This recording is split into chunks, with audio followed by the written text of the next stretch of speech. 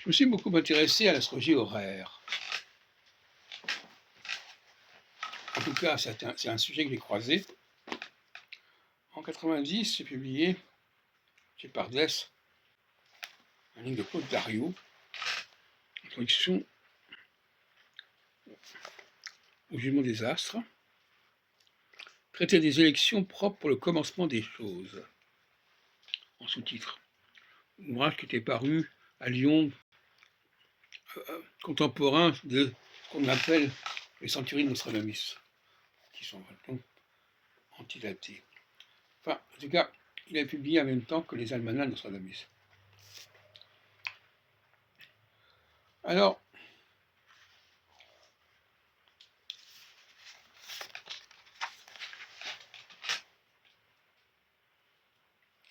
le titre même ne comporte pas le terme de astrologie horaire, astrologie des interrogations.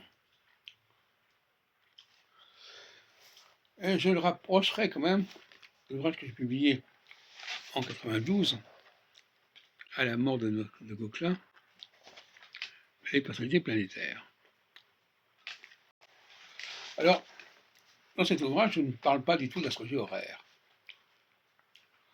En 86, j'ai également abordé très directement le travail de Gauquelin dans l'histoire de l'astrologie.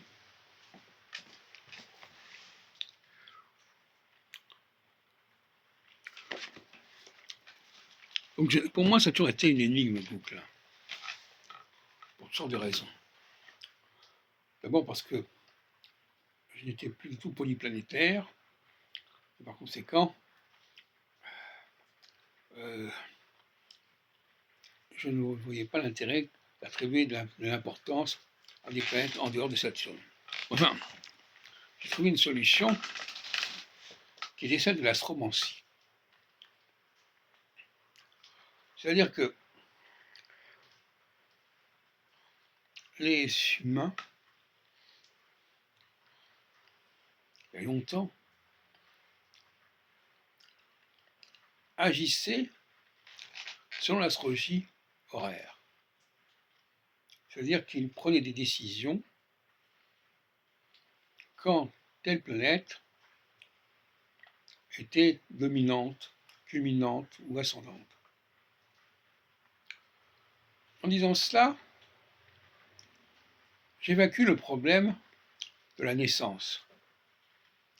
La naissance, les enfants ne voient pas très bien comment les enfants se détermineraient à la naissance. Ils ne connaissent pas le ciel, ils n'ont pas accès au ciel, etc. En revanche, les adultes, eux, peuvent très bien dire, voilà, Jupiter dominant, nous sommes jupitériens, donc nous allons agir à ce moment-là. On me dira, mais quel rapport y a-t-il entre cette vie horaire et les travaux sur la naissance? Eh bien, c'est là que j'ai trouvé la solution. C'est que Gauquelin a travaillé sur ce moment particulier qu'est la naissance, mais en réalité, les jupitériens ou les saturniens réagissent à la position culminante, ascendante de leur planète à tout moment de leur existence. Mais comme Gauquelin ne s'est intéressé qu'à la naissance, il a polarisé sur la naissance. Mais en réalité,